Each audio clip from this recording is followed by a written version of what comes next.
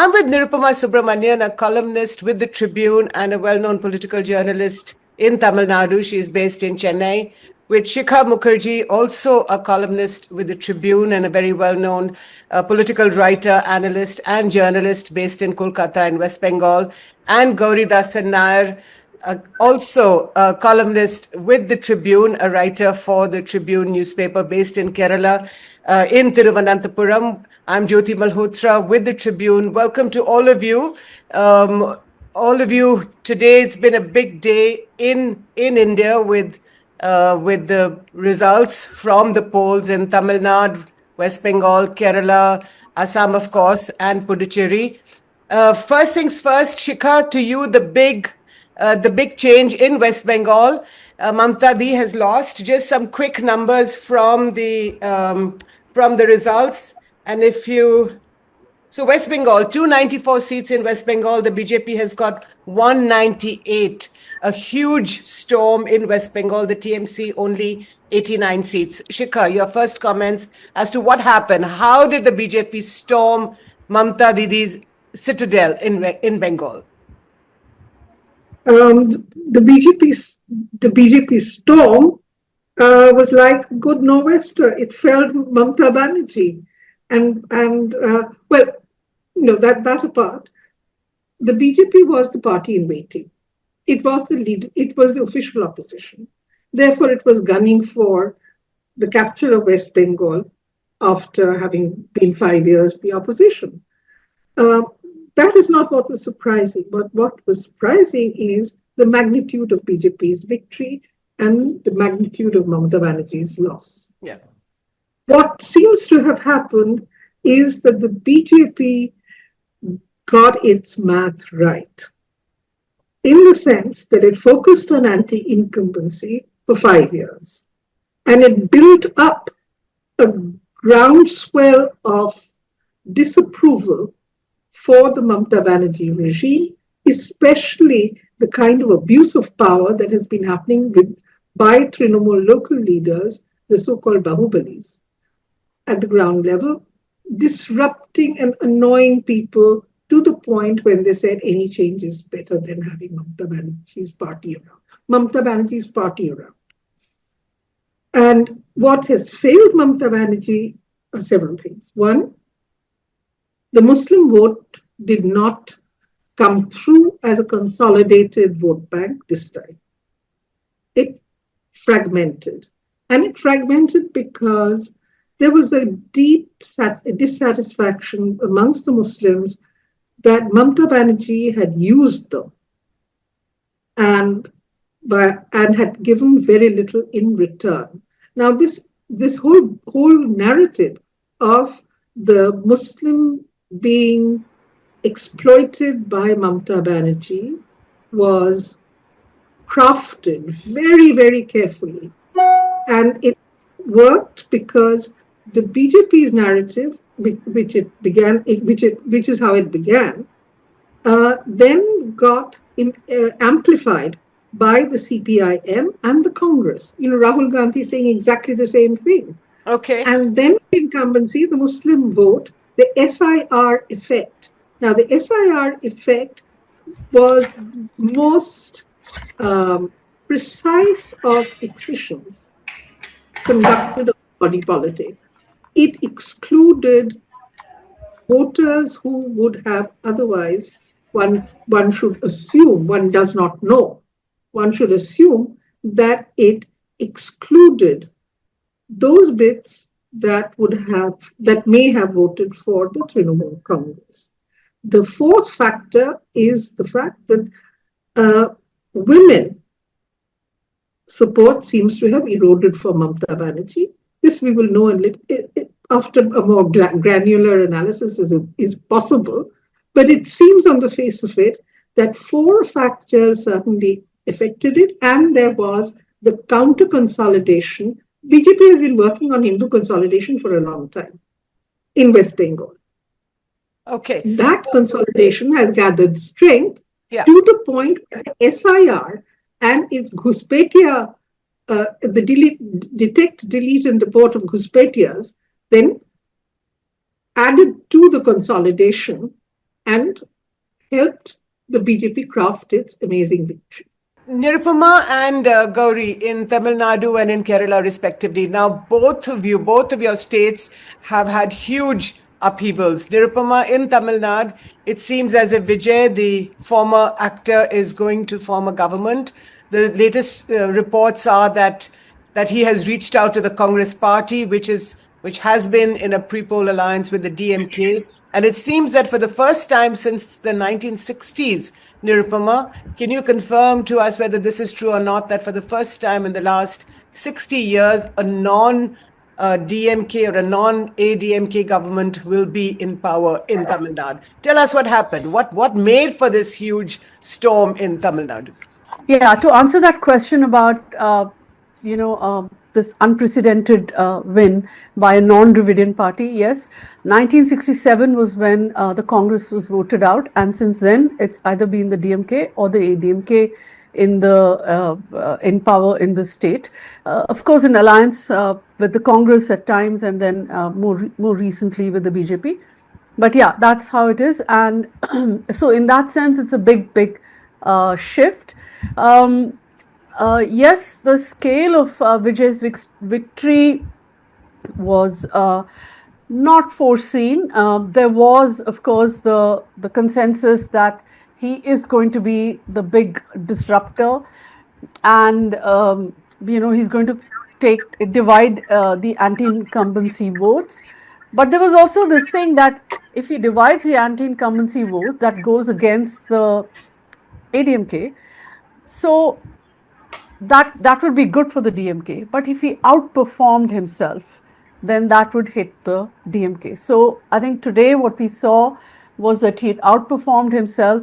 I don't know if even the TVK, which is his party, expected to do so well. And he's within shooting range of the government.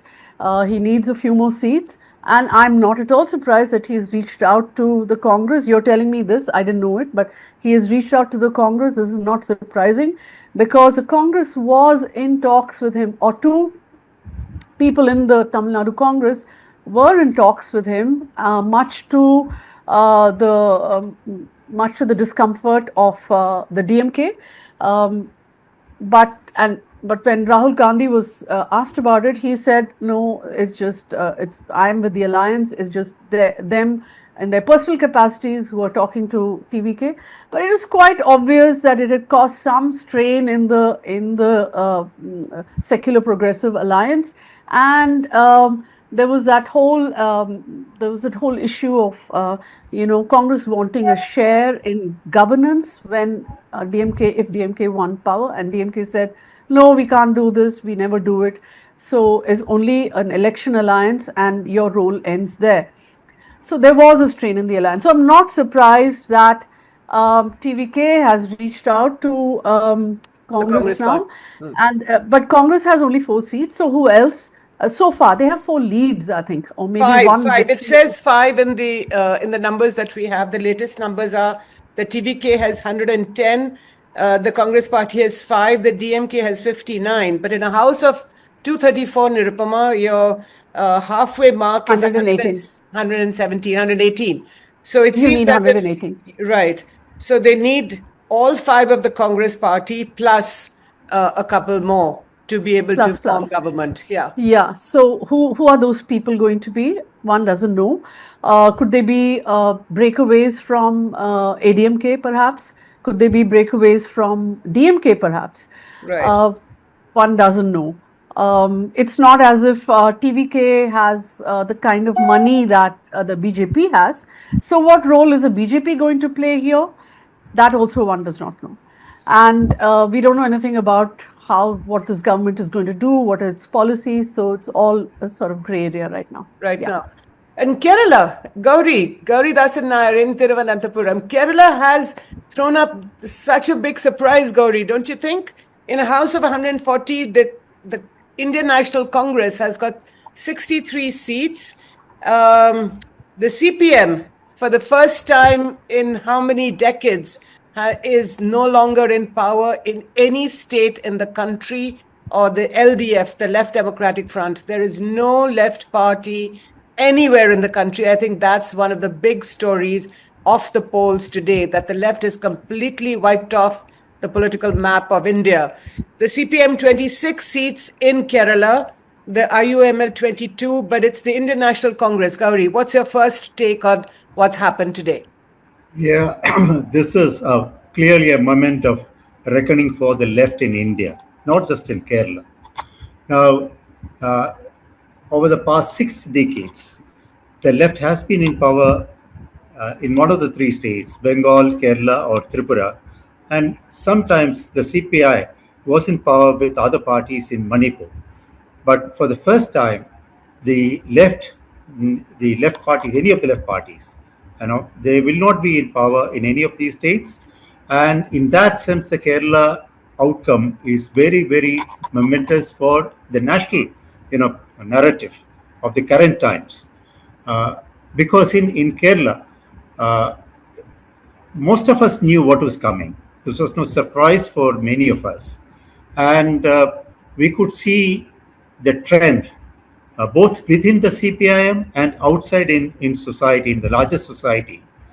The public disenchantment, the outrage of the people of Kerala against the kind of governance that we had, the style of functioning of the government, and also about the way in which certain people, the chief minister himself, carried himself with the people, with the media, and with officials.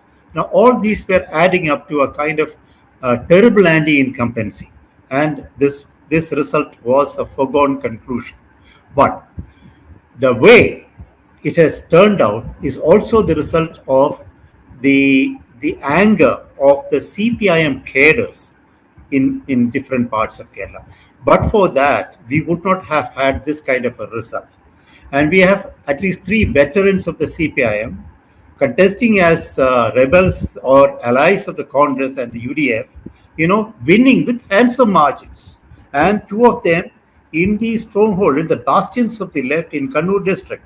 So, which essentially means that this election was decided by the CPIM cadres against the official CPIM leadership, and sending a message to the national leadership and the state leadership, say, that this will not work anymore. But it's a tragic situation for the left in Kerala and in India. So why did, you're talking about how the Chief Minister Pinarayi Vijayan, the outgoing Chief Minister, conducted himself, Gouri, and that the anger of the CPM cadres, what is it that Pinarayi Vijayan did or did not do, or what is it that he could have done better? Basically, for the left, the left has always worked as a collective of leaders. Like we would have a very strong leadership of the party. Then we will have a strong leadership of the left front. Over the past 2 decades or 3 decades, the left front got decimated. It ceased to exist. And for the party, the chief minister became everything. The party secretary was Namke Vaste, is only for namesake. The party secretariat, the state committee, everything was paying obeisance to him, rather than telling him some hard truths about the facts of governance and some hard truths about the way people were looking at the government and the way about leaders and all that. But I think in all those senses, I think the chief minister failed to read the writing on the wall. Okay. Shikha, can I come back to you and ask you, you were talking about the women's vote. So the women have abandoned Mamata Banerjee? To what extent we have to wait and calculate. But this kind of huge swing of support away from Mamata Banerjee has obviously impacted all sections of her vote bank. And that vote bank includes the Muslim vote bank, the women's vote, and her ability to attract a section of the Hindu vote without which she could not have won the number of seats that she did in South Bengal in particular, and the fewer seats that she won in North Bengal in the 2021 election. Now, this support if it has moved away from Mamata Banerjee, it is a kind of rejection of the way in which she has handled issues when they have cropped up, Like what? the RG Kaur Medical College and Hospital rape and murder. The fact that, at that point, it is not only the women who hit the streets every night for weeks on end, it was also men who came out and registered their protest. The football clubs were on the ground holding up banners saying that this is not us. So clearly there has been a kind of convergence of anti-incumbency amongst different sections of the population for different reasons. Do you feel, Shikha, the BJP spokespersons through the day have been talking about how this polarization, well, they haven't used that word, but they've used the phrase Hindu consolidation. Do you agree with that? That the Hindu vote, the so-called Hindu vote, has consolidated behind the BJP and has not voted in favor of Mamata Banerjee. Would you agree? Hindu consolidation, including the deletions from the massive deletions in the Muslim majority areas, Muslim majority pockets, Muslim majority constituencies, or where the Muslims have a significant vote. That has impacted, or rather, it is more in the seats where the Muslims were not dominant in terms of the majorities, but were in a smaller number where these exclusions have actually worked. Let me put it like this. I received a briefing from a very senior leader of the BJP who explained to me yesterday that in demographically difficult areas, meaning the Muslim-dominated seats, the BJP had no hope of winning. It is only in the seats where the Muslims were in smaller numbers but significant for the outcome in support of Mamata that the wages that have been pushed in by a narrative that the Muslims have been taken for granted, they have not been dealt with fairly by Mamata. The fact that this was corroborated by the CPIM and the Congress has also meant that the Muslim consolidation, which was necessary for Mamata's win, has not happened. But the SIR, Shikha, the SIR, the Special Intensive Poll, that was across the board, wasn't it? It was across Hindus and Muslims in constituencies where people either didn't have their papers or waited to be reconfirmed or verified. Or was it predominantly for Muslim voters? No, it was of course across the board. It has happened in Kolkata. It has happened in her constituency of Bhawanipur. 58,000 people were struck off the voters list. But that's not the point. The point is the deepest cuts were in Murshidabad, in Malda, in Uttar Dinajpur, in Nadia's pockets, where the Muslim vote mattered to swing it for the Trinamool Congress. It happened in North 24 Parganas, again where the Muslim vote as a significant percentage of voters swung it for the Trinamool Congress. So that is what has engineered this particular victory at one level. And then, as I said, there was a general feeling of anti-incumbency, which was picked up and amplified. Yeah. Okay, Nirupama, in Tamil Nadu, Nirupama, tell us what happens now to the DMK and the Congress alliance. But interestingly, suppose the Congress party does join the TVK, which is Vijay's party, and perhaps becomes part of the government even, or whether or not we don't know. But isn't it interesting that in Kerala you have the Congress party returns in Kerala? There is a tiny sliver of Himachal Pradesh where the Congress is in power. But if the Congress does agree to join the TVK, Nirupama, do you feel that the Congress will be expanding its influence in the South? Or is that just inadvertent? I think it's inadvertent. I don't know if Congress is going to expand itself on the back of TVK. They've had every opportunity to expand themselves on the back of the DMK, and they haven't been able to do that. It takes a lot of work to build a grassroots organization, or from grassroots up.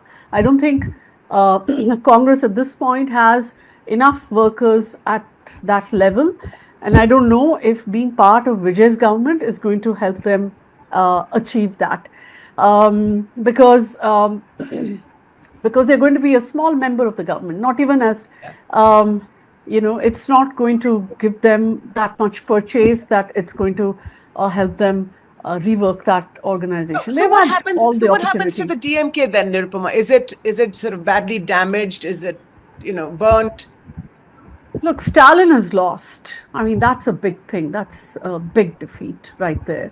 I don't think anybody expected him to lose. Maybe his son losing would have been another thing, but he has lost. And that sends out a message to the DMK that it has been complacent throughout this whole election. That it's the way that it framed the election was what was going to work for it. That's what it thought, which is that, you frame this election as Tamil Nadu versus Delhi, Tamil Nadu fighting for the federalism, to save the federalism of this country. So all the national issues, forgetting that, it is in power, and anti-incumbency is something that happens every 5 years in this state as an electoral pattern. So it really was complacent and in a sense, I think even arrogant at times about this. So it did not really work at those things. In opposition, I think what it's going to do, it's not that being in opposition is something new for the DMK. It's been in opposition every 5 years almost. So it knows how to be in opposition. But what we are going to see if TVK forms a government and if DMK is in the opposition, what we are going to see is a lot of what's the word here? Attrition. I think the DMK is going to hold Vijay's feet to the fire as on the issues, on the hot button issues that DMK has been pushing all these years. Language, culture, Kiladi, archaeology, history, Tamil nationalism, Tamil culture. What are you doing about these things? Delimitation. So it will hold TVK to account. It will be a very. I think it will be. We'll see a lot of protests. We'll see a lot of. There will be a kind of attempt to paralyze the TVK because it's also a newbie. So there will be that as well. I think, yeah. Gouri, similarly in Kerala, hasn't Pinarayi Vijayan also lost in Dharmadam, his constituency that he fought? And what does that mean? He hasn't. No, he hasn't. He has made it. He has scraped through. Okay. Which in itself is a big commentary on the kind of battle that he fought there. One. Two, Jyoti, the more important, the story in Kerala is not finished. In fact, we haven't spoken about the performance of the BJP, which has been very, very significant this time. The BJP has won in 3 seats, which is a record for them. They had only 1 seat. They have they had lost it the last time, Nemam in Trivandrum.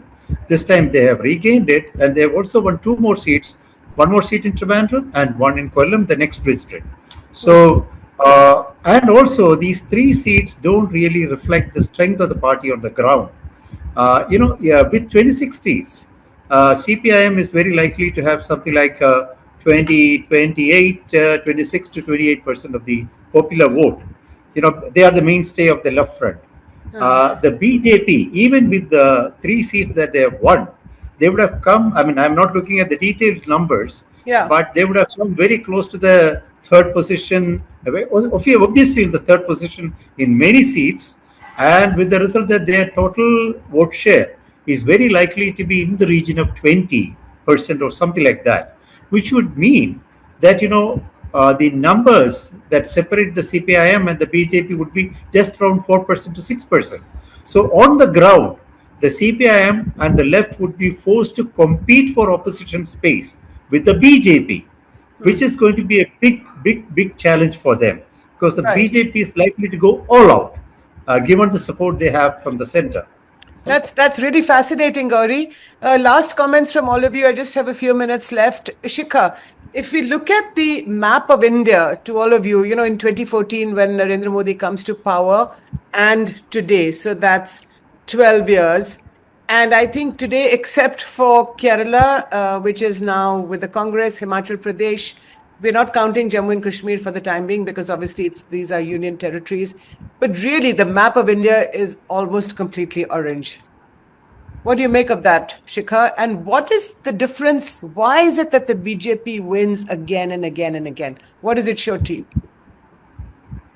What it does show to me is that the regional parties, the parties in opposition, need to do a lot more hard work, because I was listening to what the BJP was telling me. And what they were telling me is, these are Mamata Banerjee's weaknesses. This is how we have capitalized on it.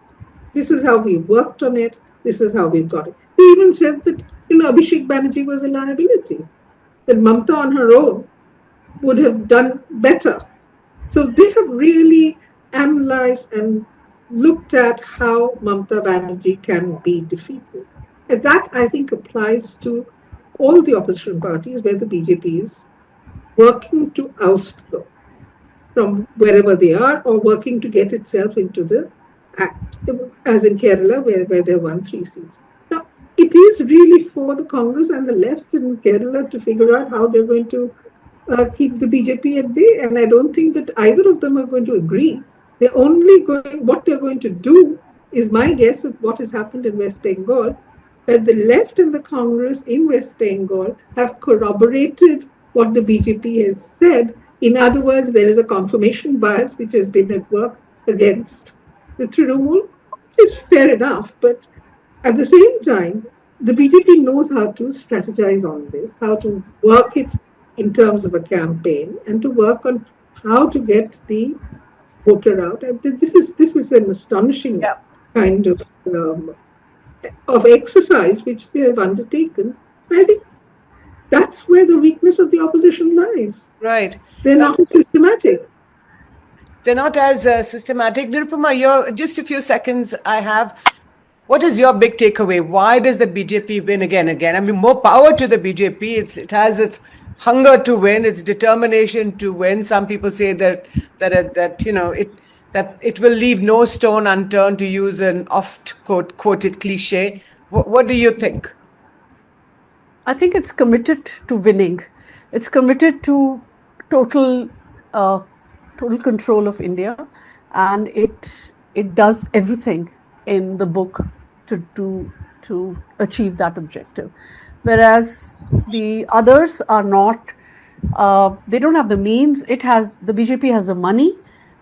It has, we know from all the accounts that have become clear that the BJP has so much money, and it uses that to good effect where it has to. It uses polarization to good effect.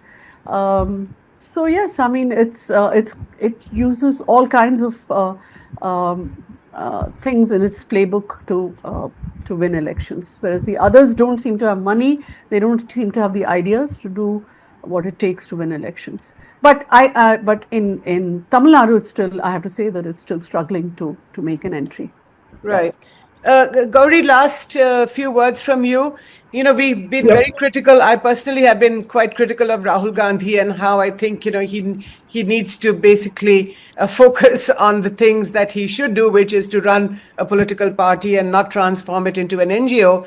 But in Kerala, the Congress-led UDF has won. So perhaps there's something that Rahul is doing right. Gauri? No, it's not because of Rahul in Kerala. Of course, Rahul actually presents an entirely different image of a political leader. That's true. But it's basically a negative vote that has helped the Congress to come to power. And the Congress has ceased to be an aspirational entity. So that's their basic challenge. I think they should become a kind of aspirational goal for the people. They have ceased to be that. I think they have to rediscover themselves in that sense. Otherwise, the Congress is not coming back to power. Right. I will thank all of you, Nirupama in Chennai in Tamil Nadu, Shikha in Kolkata in West Bengal, and Gouri Dasan Nair in Thiruvananthapuram in Kerala. Thank you all for your analysis. This is Jyoti Malhotra with the Tribune. Please continue to watch us on all social media handles. We have the latest from the polls and other stories. So don't forget to tell us what you think about those stories and about this video. Thank you all so much for watching.